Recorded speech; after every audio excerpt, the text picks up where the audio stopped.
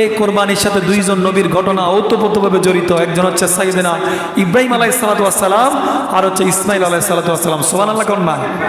বাবাও নবী, ছেলেও নবী, বাবাও নবী, ছেলেও নবী।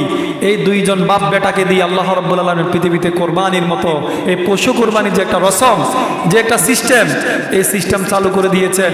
আর এই সিস্টেম চালু করার পরে ওই যে শুরু হয়েছে, আজকের দিন পর্যন্ত কোরবানি চলছে।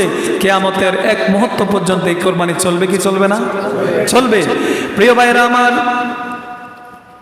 সাইয়েদনা ইব্রাহিম আলাইহিস সালাতু ওয়াস সালাম তার সন্তান ইসমাইলকে একদিন ডেকে বলছেন, প্রিয় পুত্র, ক্বালা ইয়া বুনাইয়া ইন্নী আরা ফিল মানাম, ও প্রিয় সন্তান, ও আমার আদরের সন্তান, আমি একটা স্বপ্নে দেখেছি।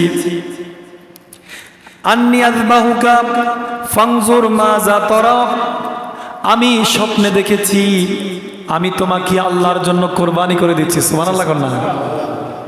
যখন সাইয়েদনা ইব্রাহিম আলাইহিস সালাতু ওয়াস সালাম তার প্রিয় পুত্র ইসমাইলকে ইব্রাহিম আলাইহিস সালাতু ওয়াস সালাম যখন এই কথা বললেন, তখন ইসমাইল আলাইহিস সালাতু ওয়াস সালাম পিতাকে বলছেন, ক্বালা ইয়া আবাতি ফাআল, ও আমার আব্বা, ও আমার প্রিয় পিতা, আপনি হচ্ছেন আল্লাহর নবী। যদি আপনি স্বপ্নে দেখেন আপনি আল্লাহর জন্য আমাকে কোরবানি করে দিচ্ছেন, যদি এটা আপনি স্বপ্নে দেখেই থাকেন, আপনি যে স্বপ্ন দেখেছেন সে অনুযায়ী আপনি কাজ শুরু করে দেন। সুবহানাল্লাহ। এই কথা বলার পরে মা তুমার সাতাজিদুনি ইনশাআল্লাহ মিনাস সাবিরিন, ও আমার প্রিয় পিতা, আল্লাহ রাব্বুল আলামিন আপনাকে যে আদেশ করেছেন, আল্লাহ রাব্বুল আলামিন আপনাকে যে অর্ডার করেছেন, আপনি আপনার অর্ডার অনুযায়ী কাজ শুরু করে দেন, আপনি আমাকে ধৈর্যশীলদের কাতারে পাবেন। সুবহানাল্লাহ। পিতা বলছেন পুত্রকে, কেমন পুত্র? সাধারণ যেন তেন কোনো পুত্র নয়, যে পুত্র ৮৬ বছর বয়সে, ইব্রাহিম আলাইহিস সালাতু ওয়াস সালামের ৮৬ বছর বয়স, একটা সন্তানও নাই। ইব্রাহিম আল্লাহর কাছে দোয়া করে বলে, আল্লাহ আমি বার্ধক্যে উপনীত হয়ে গেছি, আমার একটা সন্তান নাই, আমাকে সন্তান দাও, সন্তান দাও। আল্লাহ রাব্বুল আলামিন ইব্রাহিম আলাইহিস সালাতু ওয়াস সালামের দোয়া কবুল করে সন্তান দিয়েছেন। সন্তান দেওয়ার পরে ওই সন্তানকে ৮৬ বছর বয়সে এই সন্তান ইব্রাহিম আলাইহিস সালাতু ওয়াস সালাম আল্লাহর কাছ থেকে পেয়েছেন। ওই সন্তানকে আল্লাহ রাব্বুল আলামিন দেওয়ার পরে আবার আল্লাহ বলছেন, তোমার সন্তানকে তুমি জবাই করে দাও। সুবহানাল্লাহ। আর আজকের এই সময়ে আমাকে আপনাকে যদি এই ৮৬ বছর বয়সে একটা সন্তান দেওয়ার পরে আল্লাহর পক্ষ থেকে একটা অর্ডার আসে, আল্লাহ যদি বলে যে তোমার সন্তানটাকে তুমি জবাই করে দাও, আমি আপনি কি রাজি হব? আমি আপনি এমনি করবো? আল্লাহ এমনি বাচ্চা কাচ্চা হয় না, যাও জীবনের শেষ মত একটা বাচ্চা দিছ, আবার তুমি বলতেছে বাচ্চাকে নাকি আমি জবাই করে দেবো, এরকম আমরা কি আল্লাহকে স্যাক্রিফাইসটা করব? আমি আপনি তো রাজি হব না।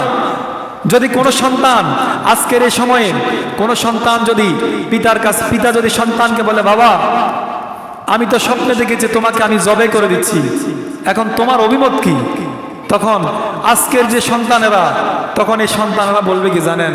সন্তান তখন বাবাকে বলবে, আরে বাবা আমি তো গত ৩ দিন আগে স্বপ্নে দেখছিলাম আমি আপনাকে জবাই করতেছি, কিন্তু আমার তো আপনাকে বলতে মনে নাই।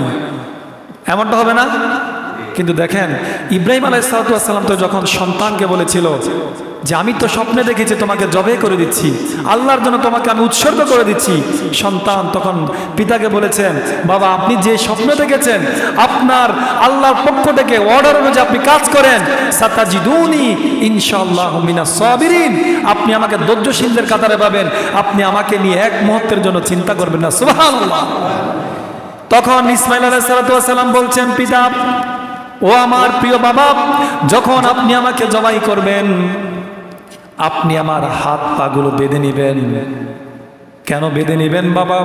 এজন্যই আপনি বেঁধে নিবেন, যখন আপনি আমাকে জবাই করতে যাবেন, হয়তো আপনি আমাকে জবাই করার সময় যখন আমার গলায় ছুরি লাগাবেন, তখন আমি মরণের যন্ত্রণায় আমি হয়তো পাগুলো নাড়াচাড়া করার কারণে আপনার শরীরের ভিতরে আমার পায়ের স্পর্শ হয়ে যেতে পারে, আমার পায়ের লাথি হয়তো আপনার গায়ে লেগে যেতে পারে। ও বাবা আপনি আমার হাত পাগুলো বেঁধে তারপরে আপনি আমাকে জবাই করবেন। সুবহানাল্লাহ। ইসমাইল আলাইহিস সালাম আরো বলছেন, বাবা যখন আপনি আমাকে জবাই করার জন্য আমার গলার ভিতরে ছুরিটা ধরবেন, গলার ভিতরে ছুরি বসানোর আগে আপনি আমার মাথাটাকে বেঁধে নেবেন, আপনার মাথাও বেঁধে নেবেন। যখন আপনি আমার চেহারার দিকে তাকাবেন, যদি আপনি আপনার মুখটাকে না ঢাকেন, চোখটাকে না ঢাকেন, আমি আপনার একমাত্র সন্তান। যখন আপনি আমার চেহারার দিকে তাকাবেন, হয়তো আমার প্রতি আপনার মায়া লেগে যাবে, ভালোবাসা তৈরি হবে। হয়তো আপনি আমার প্রতি মায়ার কারণে, ভালোবাসার কারণে আমার চেহারার দিকে তাকিয়ে হয়তো আল্লাহর দেয়া নিদর্শন, আল্লাহর যে আদেশ থেকে আপনি সরে যাওয়ার সম্ভাবনা আছে। সুবহানাল্লাহ। সন্তান বাবাকে বলে দিচ্ছে, বাবা কেমনে কেমনে আপনি আমার জবাই করবেন, কেমনে কেমনে আপনি আমাকে জবাই করে আল্লাহকে খুশি করবেন। সন্তান বাবাকে বলে দিচ্ছে। সুবহানাল্লাহ। প্রিয় ভাইয়েরা আমার, এইটা হচ্ছে কোরবানি। আর সে কোরবানিকে আল্লাহ রাব্বুল আলামিন খুশি হয়ে, সন্তানও আল্লাহর কাছে 100-100 পাস, বাবাও আল্লাহর কাছে 100-100 পাস। এই 100-100 বাবা সন্তান দুইজন পাস হওয়ার পরে যখনই ইসমাইল আলাইহিস সালামকে জবেহ করার জন্য শোয়ায় দিল, তখন আল্লাহর পক্ষ থেকে আল্লাহ ইসমাইলকে সরাইয়া সেখানে জান্নাত থেকে একটা দুম্বা এনে কিয়ামত পর্যন্ত আমাদের জন্য সন্তান জবাই করার পরিবর্তে পশু জবাই করার সুযোগ করে দিয়েছেন। সুবহানাল্লাহ। আর সেই পশু এখন নয়, কিয়ামতের আগ দিন পর্যন্ত, যতদিন কোরবানির সময় আসবে, এভাবে পশু জবাই চলবে। কোনো সন্তানকে কোনো পিতা কোনোদিন আর জবাই করা লাগবে। সুবহানাল্লাহ।